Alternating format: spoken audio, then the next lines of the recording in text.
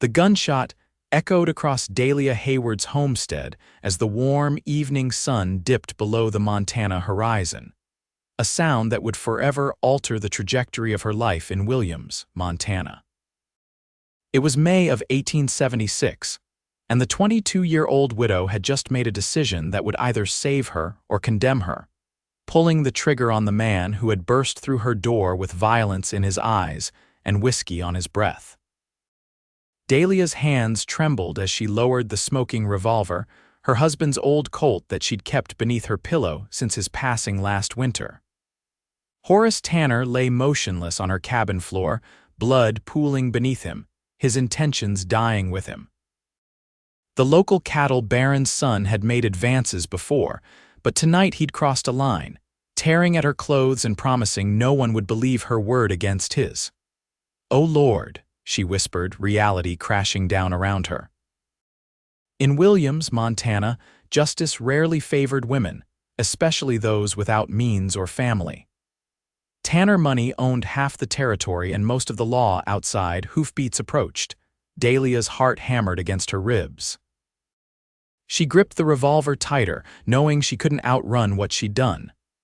When the knock came, she thought of fleeing out the back door into the wilderness, but where would she go? This land was all she had left of Thomas and their dreams. "Mrs. Hayward, I heard a shot." The voice belonged to Wyatt Everett, a rancher whose property bordered hers to the west. In the 6 months since Thomas's passing, Wyatt had checked on her occasionally, bringing supplies or helping with repairs, though they'd barely exchanged more than pleasantries. When Dahlia opened the door, her dress torn and spattered with blood, Wyatt's concerned expression transformed into something harder, more vigilant. His eyes moved past her to the body on the floor. He tried to, she couldn't finish the sentence, her throat closing around the words. Without hesitation, Wyatt stepped inside and closed the door behind him. "Are you hurt?" His voice was steady, practical. Dahlia shook her head, though bruises were already forming where Tanner had gripped her arms. "I killed him," she said, the words sounding strange and hollow. "You defended yourself," Wyatt corrected. He was 30, with sun-weathered skin and eyes that had seen too much of the frontier's harshness to be shocked by what lay before him. "I've been watching him ride by your place too often these past weeks. Should have said something. What happens now?" Dahlia asked, her practical nature pushing through the shock. "His father won't let this stand." Wyatt moved toward the window, peering out at the darkening landscape. "The sheriff needs to know, and quick, before someone comes looking for him, but Sheriff Mills owes his badge to Tanner money." "Then I'm already hanged," Dahlia said with resignation. "Not while I draw breath," Wyatt replied, his jaw set with determination. "Get your things, only what you need. We're going to town." To surrender, to get ahead of the story. Wyatt moved to Tanner's body, checking for signs of life, though both knew it was futile. Truth travels slow and often gets lost. Lies gallop ahead. We need to tell your truth before his father spins his. Within minutes, Dahlia had packed a small bundle, a change of clothes, her mother's locket, and the deed to her land.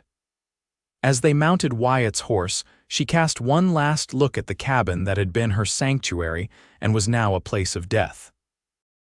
Wyatt's strong arm circled her waist as she settled in front of him on the saddle, offering safety she wasn't sure would last the night.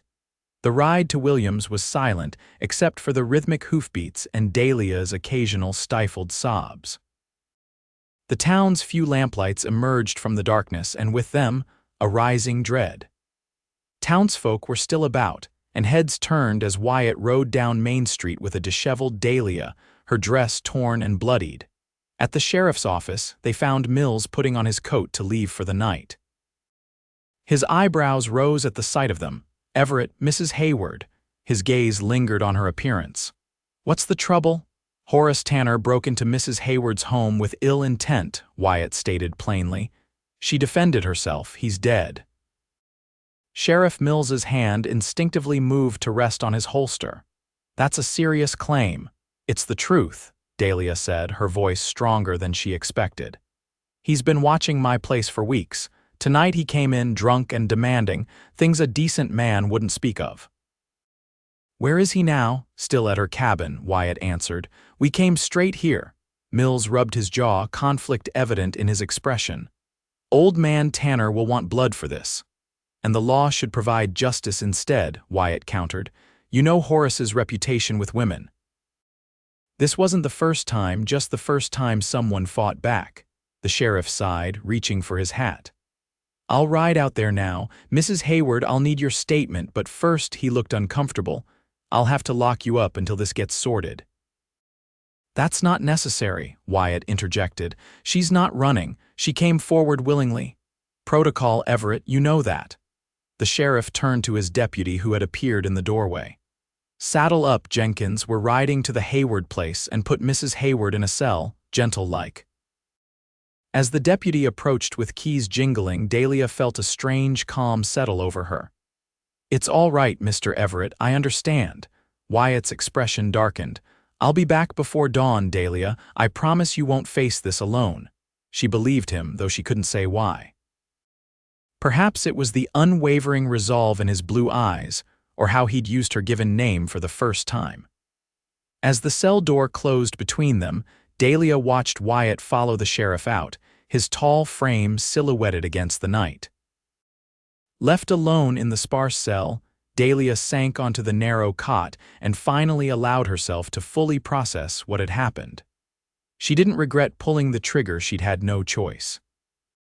Yet the weight of taking a life, even one as worthless as Horace Tanner's, pressed down on her with suffocating force. Hours passed. The town quieted. Dahlia dozed fitfully until voices outside the jailhouse jolted her awake. The door burst open and Gerald Tanner stormed in, his face contorted with grief and rage, followed by Sheriff Mills and several ranch hands. "Where is she?" Tanner bellowed.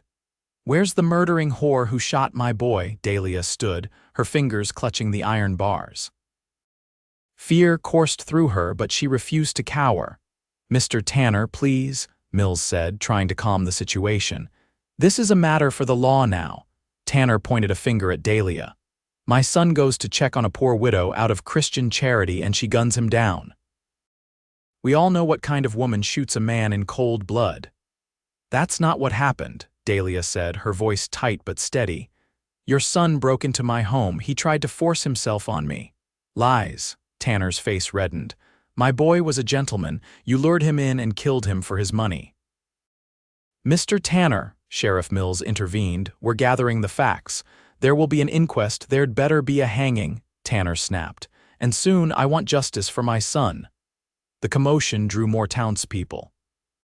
The jailhouse filled with murmurs and accusations, some defending Dahlia as a respectable widow, others casting doubt on her character.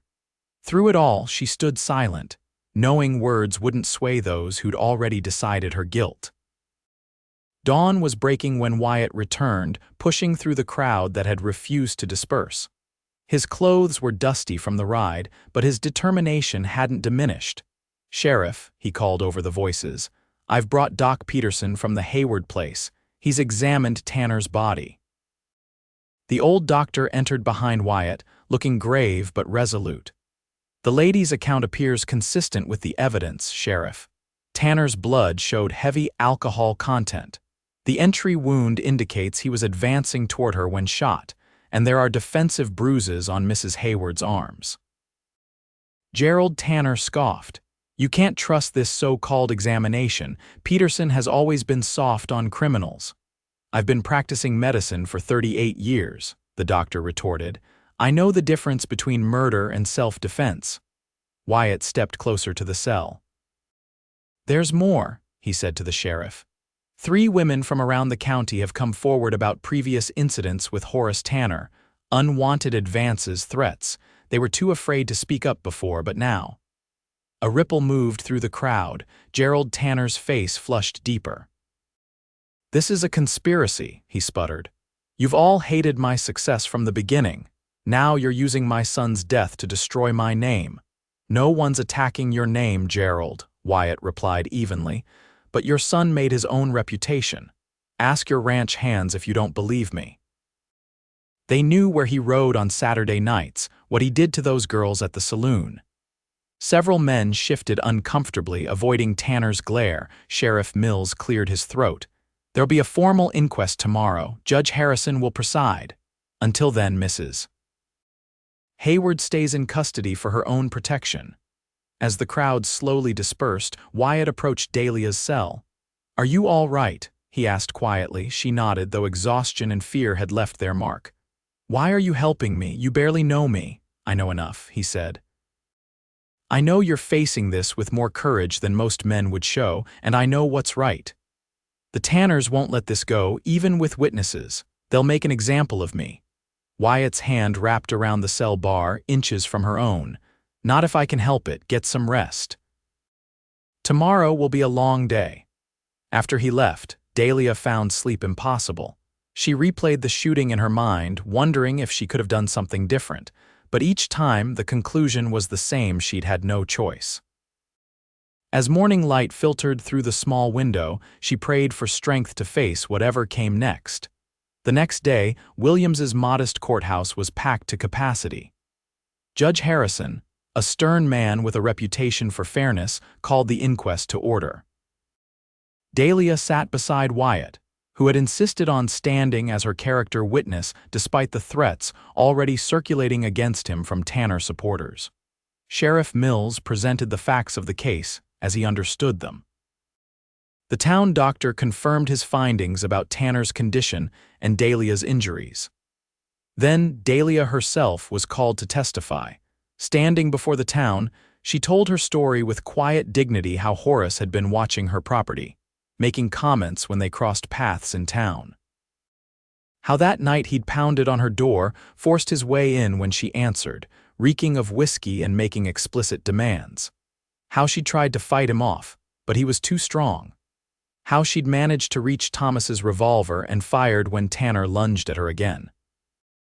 Throughout her testimony, Gerald Tanner interrupted with accusations and denials until Judge Harrison threatened to have him removed. "The woman is lying," Tanner insisted when finally allowed to speak. "My son was heir to the largest cattle operation in the territory. Why would he force himself on a penniless widow when he could have his pick of proper ladies? She wanted his money, plain and simple." Several women in the gallery exchanged knowing glances. When called to testify, they revealed a pattern of Horace's behavior: unwanted attention, forceful advances, threats when rejected.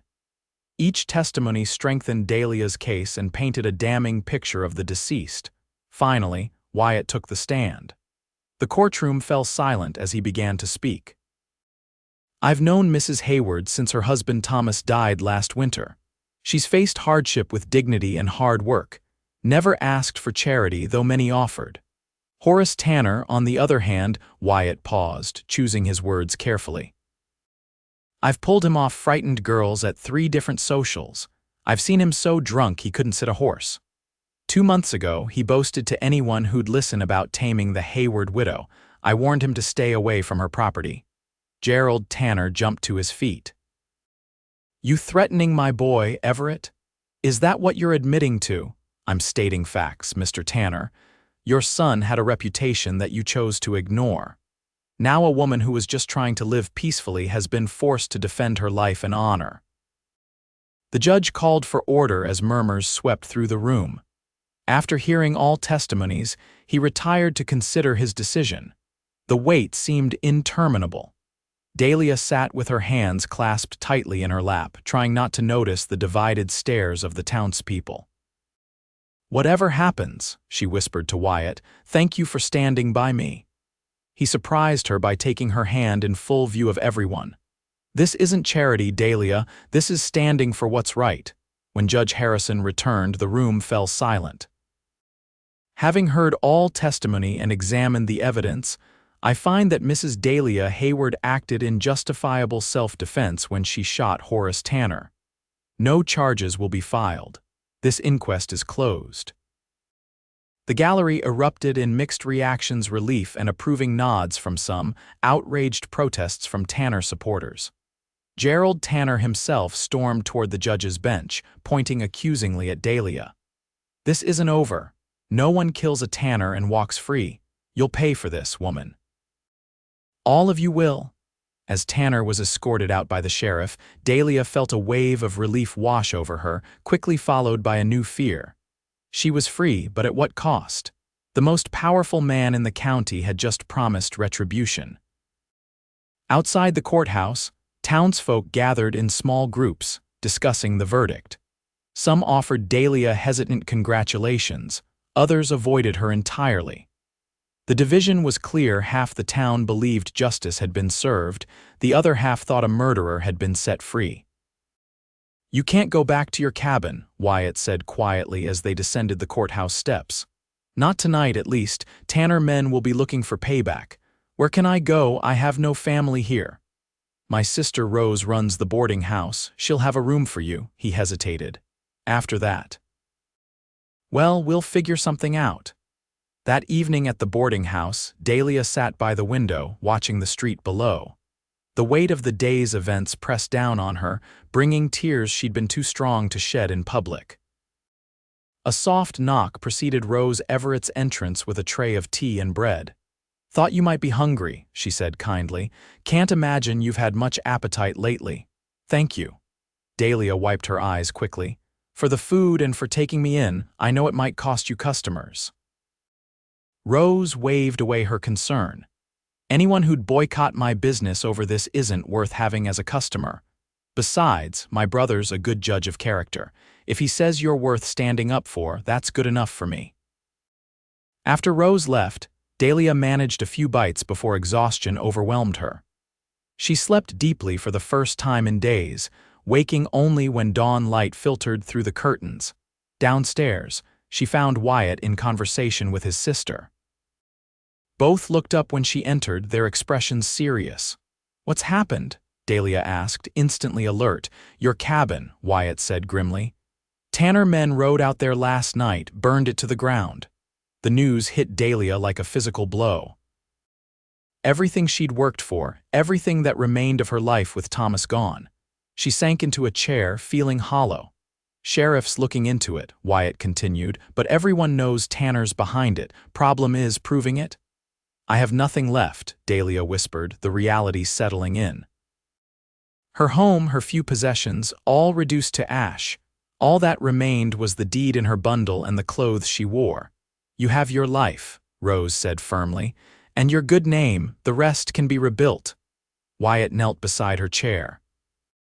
"I know it seems hopeless now, but you're not alone in this, Dahlia. Half the town's outraged by what happened. Even those who were fence-sitting before are seeing Tanner's true colors now. What good is that against his money and influence? He'll make sure I can't rebuild, can't earn a living here." "Unless you have powerful allies of your own," Wyatt suggested. A plan had been forming in his mind since the verdict. "The Cattlemen's Association has been trying to check Tanner's power for years. He's blocked water rights, monopolized grazing lands. What happened to you might be the catalyst they need to finally stand against him." Over the next few days, Wyatt introduced Dahlia to other ranchers and business owners who had suffered under Tanner's tactics. Many were sympathetic to her situation, offering work, materials for rebuilding, or simply moral support. A community was forming around her people who respected her courage and saw in her cause a chance to address their own grievances. Meanwhile, Gerald Tanner was making his own moves. Suppliers mysteriously couldn't fill orders for the rebuilding of Dahlia's cabin. The bank suddenly misplaced documents related to her property. Men who had offered her work found their own businesses threatened. 2 weeks after the inquest, Dahlia was helping in Rose's kitchen when Wyatt burst in, his expression thunderous. "Tanner's filed a civil suit against you," he announced. "He's claiming you seduced his son, then killed him when he wouldn't marry you. He's demanding your land as compensation." Rose slammed a pot down on the stove. "That's the most ridiculous thing I've ever heard, after everything that came out at the inquest." "It's not about winning the case," Dahlia realized, her heart sinking. "It's about draining what little I have left defending myself." Wyatt nodded grimly. "He knows you can't afford a lengthy legal battle. He's counting on you giving up."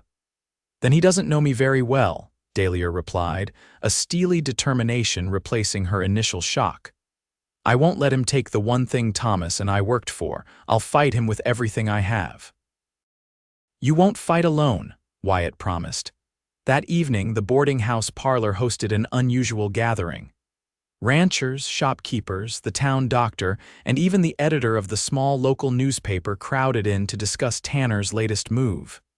This affects all of us, Wyatt argued. Today, it's Mrs. Hayward's land. Tomorrow, it could be any of ours. Tanner's been using his money to bend the law for years. It's time we pushed back. The newspaper editor, Maxwell Jenkins, spoke up. I've been keeping a record of Tanner's questionable dealings for years, but never had enough support to publish. With your testimonies, I could run a series exposing his methods. He'll sue your paper into oblivion, someone pointed out. Jenkins smiled. Not if enough advertisers stand with me. There's power in numbers, friends. By the meeting's end, they had formed an informal alliance. The newspaper would begin publishing accounts of Tanner's business practices.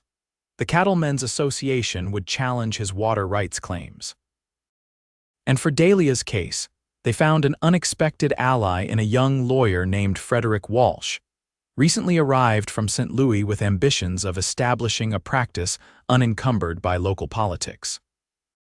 This is exactly the kind of case that establishes a reputation, Walsh explained when he offered his services at reduced fees. Besides, I've never much liked bullies. As the weeks passed, Williams became increasingly divided. The civil suit proceeded slowly, with delays and legal maneuvers on both sides. Tanner's influence ensured some witnesses suddenly remembered seeing Dahlia in Horace's company, acting familiar. But others stood firm in their accounts of Horace's true character. Throughout it all, Dahlia worked. With her cabin gone, she took a room at the boarding house permanently, helping Rose with cooking and cleaning to offset her rent. When time allowed, she sewed for local families or assisted at the general store. Her quiet dignity in the face of Tanner's attacks gradually won over more of the townsfolk. Wyatt visited daily, sometimes just for a few minutes between ranch work, other times staying for supper. He brought news of the larger battle against Tanner water rights being challenged, suppliers beginning to resist his monopolistic practices. Slowly, the cattle baron's grip on the county was loosening.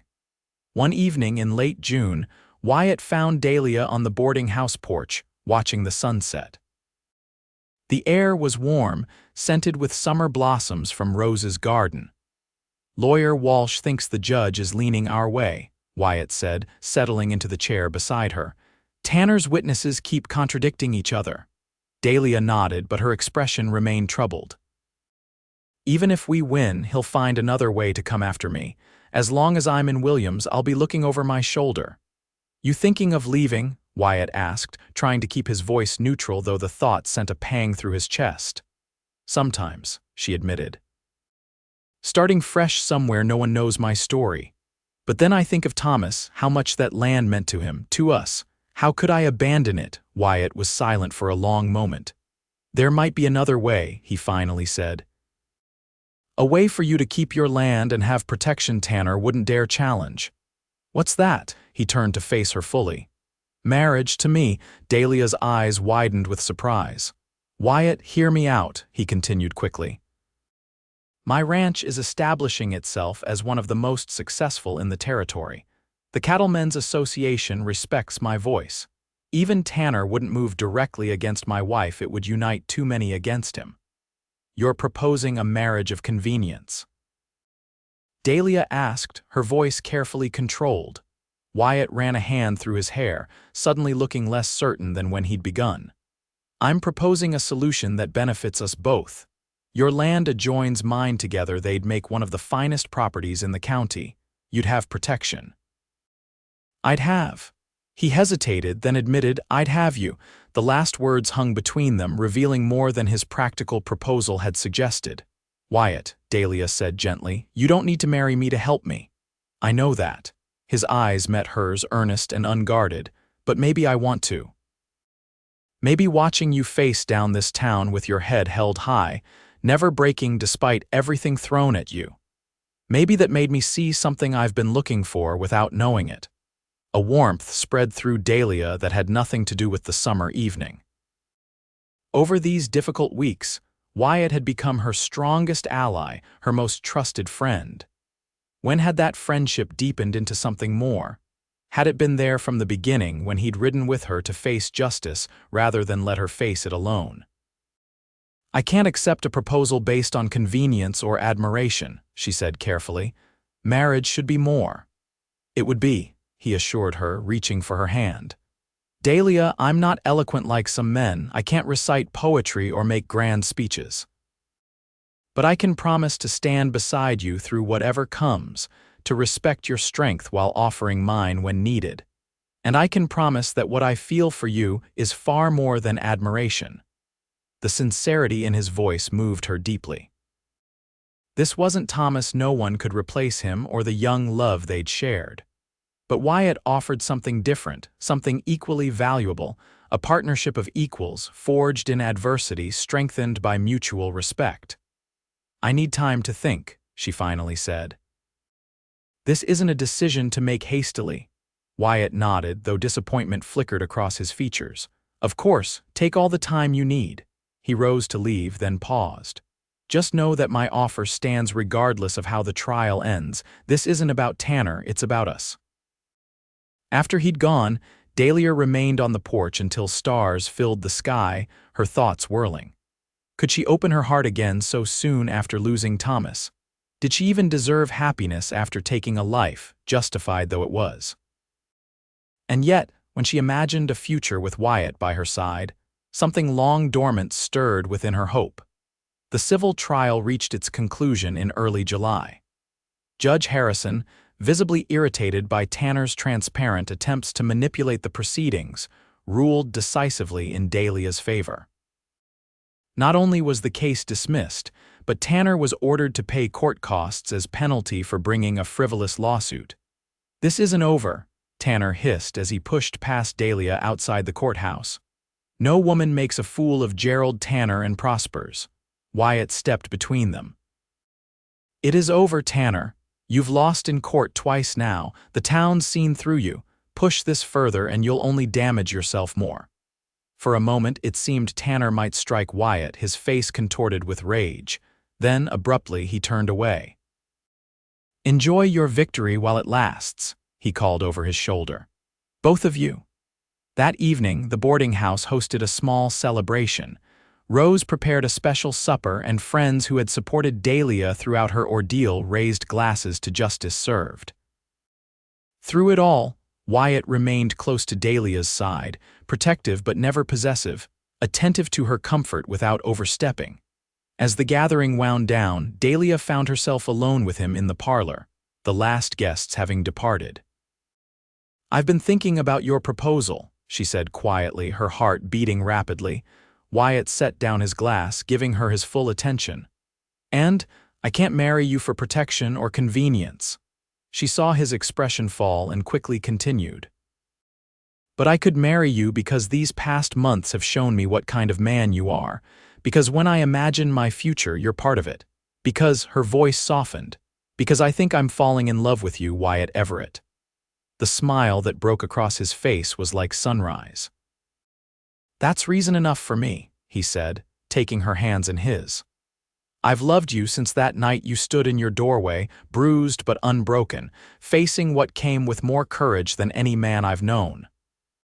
When he kissed her, it felt like a beginning, not the frantic passion of youth, but something deeper and more enduring. A love tempered by hardship, strengthened by shared purpose. They married 2 weeks later in a simple ceremony at the town's small church. Half of Williams attended, their presence a statement of support that meant more to Dahlia than elaborate celebrations could have. Rose wept openly, declaring she'd never hoped for a better sister-in-law. Their honeymoon was brief, a weekend at a hotel in the nearest larger town, before practical matters demanded attention. Together, they began rebuilding on Dahlia's land, planning a home that would combine the best features of both their visions. Neighbors and friends contributed labor, turning the construction into community gatherings that strengthened bonds throughout Williams. Gerald Tanner, meanwhile, found his influence waning. The newspaper's exposés had emboldened others to speak out against his tactics. The Cattlemen's Association voted to create new bylaws preventing any one rancher from controlling water access. When his bank loans came up for renewal, he discovered new scrutiny applied to his collateral claims. By autumn, the Everett's new home was completely larger than Dahlia's original cabin but still modest, with extra rooms for the family they hoped to have. On the day they moved in, Rose arrived with houseplints and curtains. The town doctor brought a rocking chair that had belonged to his late wife. Other gifts followed, practical items from people who had little to spare but wanted to show their support. "I never expected this," Dahlia said that evening as they sat before their own hearth for the first time. "When I pulled that trigger, I thought my life was over. Instead, it was just beginning." Wyatt pulled her closer against his side. "You changed more than your own life that night. You showed people they could stand up to Tanner. Sometimes it just takes one person's courage to spark everyone else's." "Speaking of Tanner," Dahlia said hesitantly, "I heard rumors he's selling his holdings. Is that true?" Wyatt nodded. "Railroad's coming through next year, but not through his property like he expected. The new route favors smaller ranchers, including us. Without that advantage, his operation is over-leveraged. He'll likely move on to try his luck elsewhere." The news brought Dahlia a complicated relief.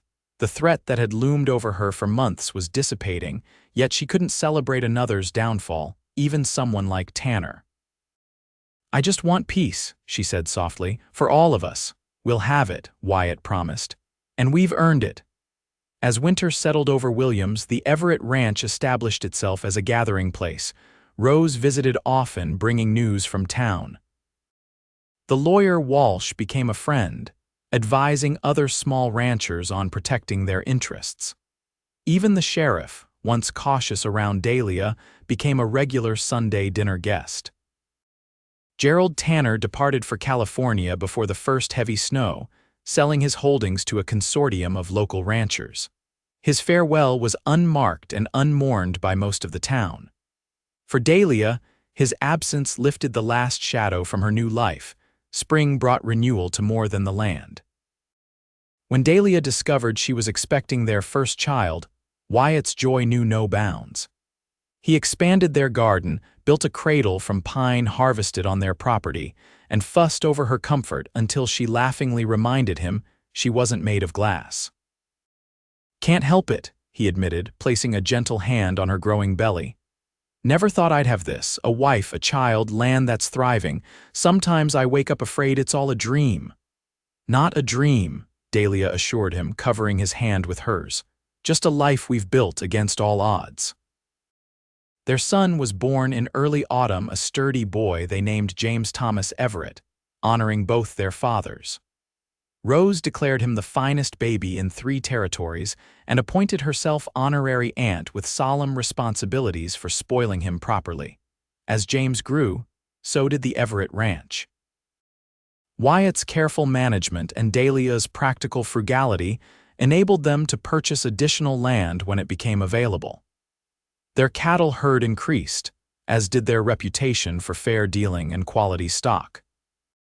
When the railroad finally arrived, they were positioned to benefit from the expanded markets it brought. 5 years after the shooting that had nearly ended her life, Dahlia sat on her porch, watching 3-year-old James chase butterflies while his baby sister napped inside. At 30, she had found a contentment she'd once thought forever beyond her reach. The woman who had pulled that trigger in desperate self-defense felt like a different person now, not forgotten, but transformed by everything that had followed. Wyatt emerged from the barn, dusty from the day's work but smiling at the sight of his family. He stopped to swing James up onto his shoulders, the boy's delighted laughter ringing across the yard before joining Dahlia on the porch. "Good day," she asked, leaning into his side as he settled beside her. "Better now." He pressed a kiss to her temple. "Town council meeting tomorrow. They're voting on the school expansion. "You'll make a fine council president," Dahlia said confidently. The election was still months away, but already half the town was supporting Wyatt's candidacy. His fairness and integrity had earned him respect far beyond their property lines. "Only if my campaign manager approves my speech," he teased, referring to Dahlia's careful editing of his tendency toward bluntness in public addresses. "Your speech is fine. Just remember to smile occasionally. You look too serious otherwise." "Hard not to be serious about the future of our town," he replied, "especially when our children will grow up here." James scrambled down from his father's shoulders to chase a particularly enticing butterfly toward the garden.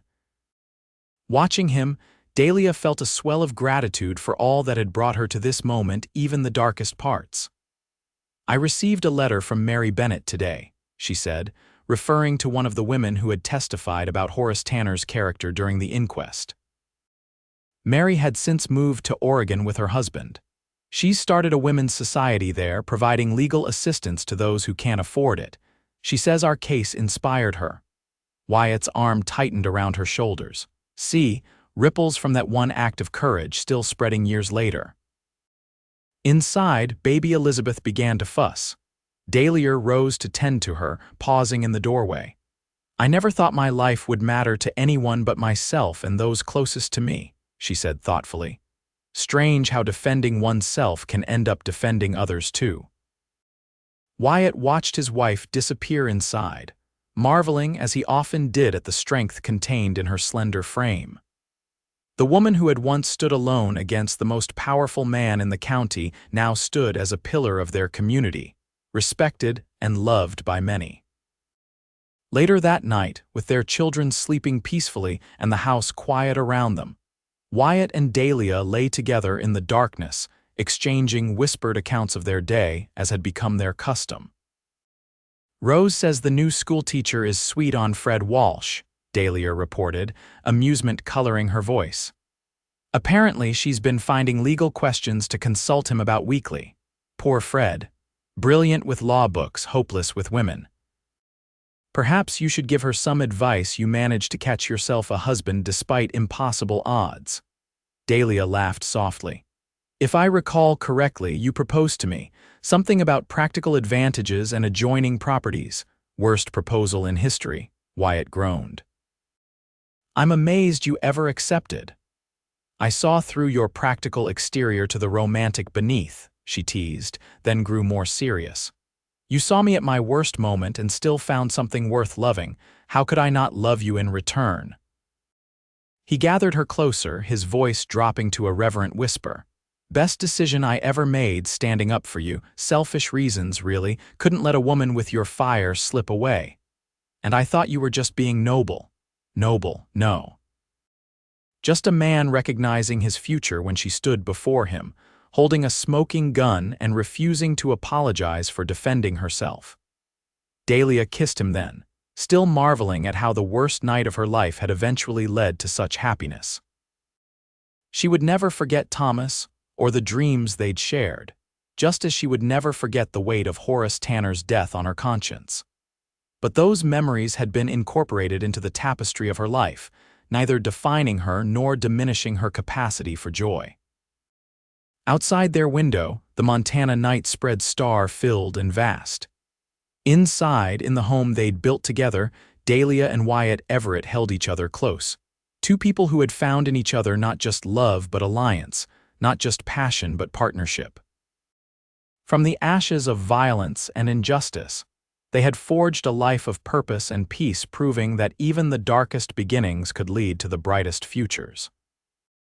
And in Williams, Montana, long after the scandal had faded from daily conversation, people still remembered the widow who had defended herself, the rancher who had testified in her defense, and how together they had changed not just their own destinies but the very fabric of their community.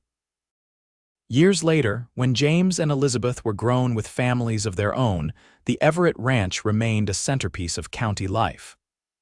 Wyatt, his hair now silver but his back still straight, had served 3 terms as mayor before returning full-time to ranching. Dahlia had established a foundation that provided legal aid to women throughout the territory, turning her personal victory into a lasting legacy of justice. On the anniversary of the day they'd met that fateful night of violence and courage, they still observed a private ritual. They would sit together on their porch as evening fell, speaking little but holding tight to one another, acknowledging silently all they had overcome and all they had built together. "Do you ever wonder," Dahlia asked on one such evening, now in her 50s but still beautiful to the man beside her, "what would have happened if you hadn't ridden by that night?" Wyatt considered this, as he had many times over the years. "I think you would have found your way regardless." "You're the strongest person I've ever known, Dahlia. I just happened to be in the right place at the right time to witness it." She smiled at this familiar assessment of her character, one she had come to accept, though never quite believe as thoroughly as her husband did. "Well, I'm grateful you were there, whatever the reason. You helped me find justice when it seemed impossible. And you helped me find something I never knew I was missing," he replied simply. "A partner, a purpose beyond myself." As darkness settled around their home, the home that had risen from the ashes of Dahlia's burned cabin expanded as their family grew, and stood now as testament to decades of shared labor and love. They sat in companionable silence.